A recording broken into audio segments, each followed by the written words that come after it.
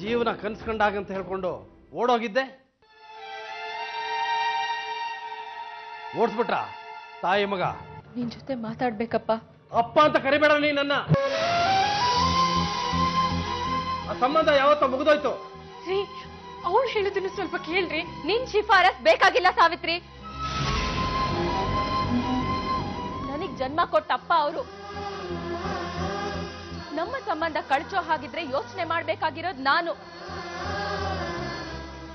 ಇನ್ನಾದ್ರೂ ಸತಿ ಶಿರೋಮಣಿ ತರ ನಾಟಕ ಆಡೋದನ್ನ ನಿಲ್ಸು. ನನ್ನ ಮನೆಗೆ ಬಂದು ನನ್ನ ಹೆಂಡತಿಗೆ ಬೇರೆ ಯಾರೋ ರೇಗೋದು ನನಗಿಷ್ಟ ಆಗಲ್ಲ.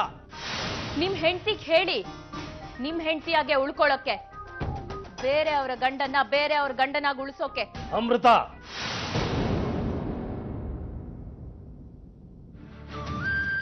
ಜನ್ಮ ಕೊಟ್ಟ ಋಣಕ್ಕೆ ಒಂದ್ 4 ಮಾತು ಹೇಳಿ ಹೋಗೋಣ ಅಂತ ಬಂದಿದ್ದೀನಿ. ದಯವಿಟ್ಟು ಅವಕಾಶ ಮಾಡ್ಕೊಡಿ. ಆಮೇಲೆ ನಾನು ನೆಮ್ಮದಿಯಾಗಿ ಸಾಯ್ತೀನಿ.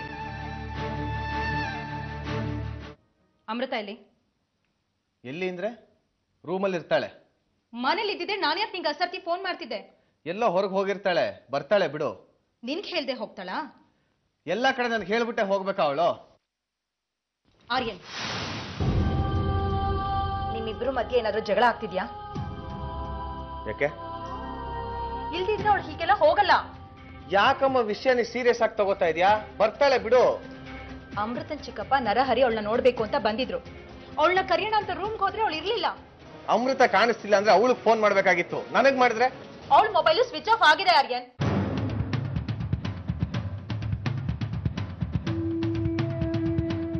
ಗಂಡನೇ ನನ್ನ ಪ್ರಪಂಚ ಅನ್ಕೊಂಡೆ. ಅವನೊಬ್ಬನೇ ನನ್ನ ಪಾಲಿಗಿದ್ದಿದ್ದು ಅನ್ಕೊಂಡೆ. ಆದ್ರೆ ಯಾವತ್ತೂ ನನ್ನ ಪಾಲಿಗಿರ್ಲಿಲ್ಲ ಅಂತ ಗೊತ್ತಾದಾಗ ಹೇಗಿರುತ್ತೆ ಹೇಳಿ?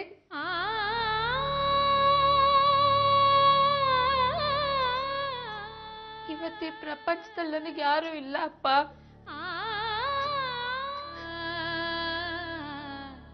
ಸಾವಿತ್ರಿ, ಅಮೃತ ಅವಳ ಮನೇಲಿಲ್ಲ.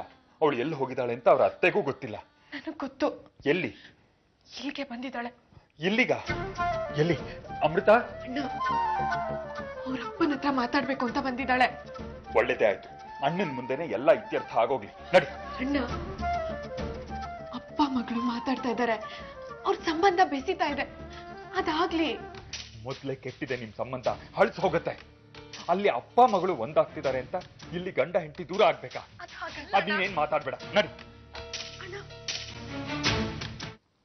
ಅಮ್ಮ ಹೋದ್ಮೇಲೆ ಅಮ್ಮನ್ ಜಾಗಕ್ಕೆ ಬಂದವಳು. ಅವಳೇ ನನ್ ಸಂಸಾರಕ್ಕೆ ಮುಳ್ಳಾಗ್ತಾಳೆ ಅಂದ್ರೆ ನಾನು ಏನ್ ಮಾಡ್ಲಿ ಅಪ್ಪ?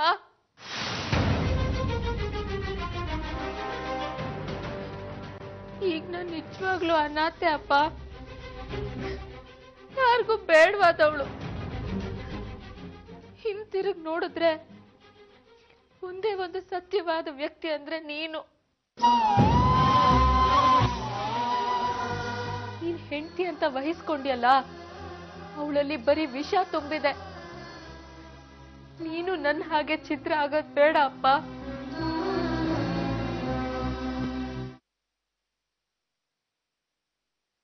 ಮಗಳೇ,